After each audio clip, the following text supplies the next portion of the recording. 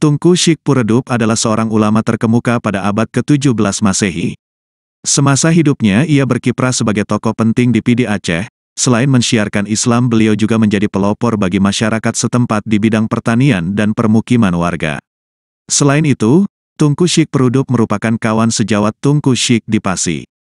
Bahkan mereka sempat bertentangan dalam membagikan wilayah kekuasaan di daratan. Sekarang Tungku Syik ini telah mangkat, makamnya terletak di Gampong Iboi, Simpang 3 Pidi Aceh.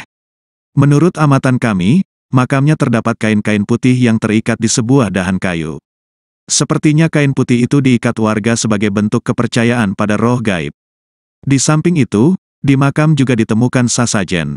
Seperti diketahui makam Tungku Syik ini sangat angker jika pada malam hari.